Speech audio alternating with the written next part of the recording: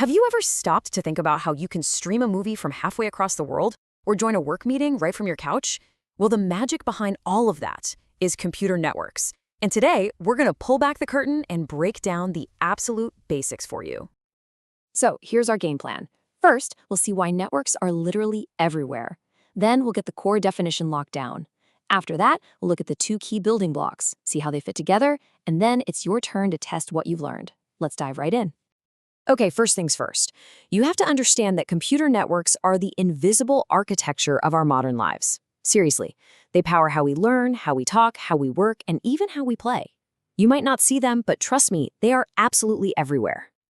Take learning, for instance. You could have an instructor on one continent and students, just like you, all over the planet, all connected in the same virtual classroom. That seamless connection, yeah, that's the power of a network.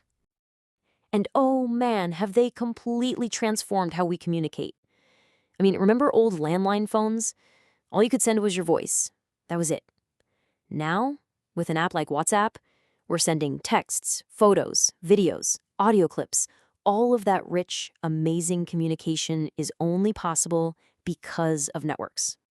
And of course, there's how we work. The whole idea of working from home is a perfect example, right? We can get to all of our company's files and software from our living room, all because we're connected to the company's network. And yep, even how we play. Whether you're teaming up with friends in an online game or just kicking back to stream your favorite movie, you are using a network to get that entertainment delivered right to your screen. So we know they're everywhere, and we know they're super important. But what exactly is a computer network? Let's drill down to the core definition that's going to be the foundation for everything else we talk about. At its very heart, it is this simple. A computer network is a set of nodes connected by communication links. That's it. The two words you need to burn into your memory right now are nodes and links. They are the key to unlocking all of this. So let's tackle them one by one. First up, nodes. The easiest way to think about these is just as the things on the network, all the different pieces of hardware. So what makes something a node? Well, it's pretty simple. It has to be a device that can send data, receive data, or do both. If a piece of hardware can join in on that conversation of information, we call it a node. And this is what's so cool. A node isn't just your computer. It can be a server, a printer, a security camera, your smartphone, even specialized gear you might not think about, like switches and routers. Basically, if it's connected to the network, it's a node. All right, so we've got our nodes, all the things, but they're not much good on their own, right? We need to connect them. And that brings us to our second building block, the communication links. The link is the pathway.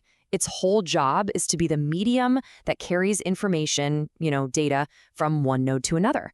Think of it like the road that all the data has to travel on. And this breaks it down perfectly.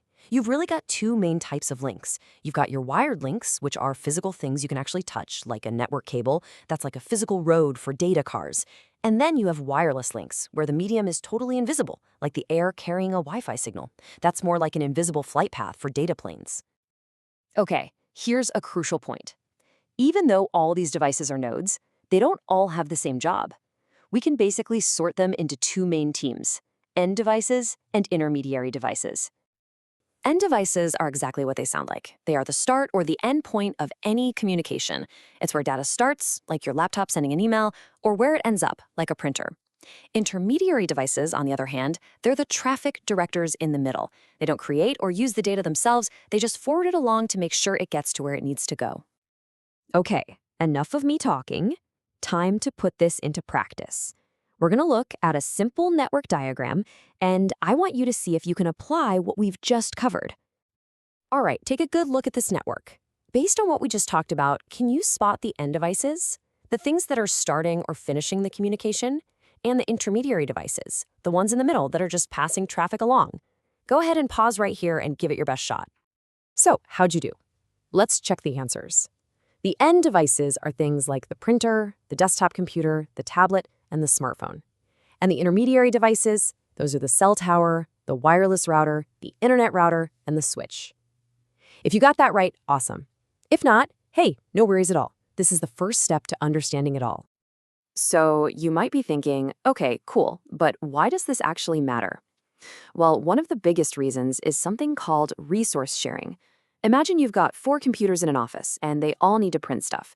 Instead of buying 4 separate printers, you can buy just one printer, make it a node on the network, and all 4 computers can share it.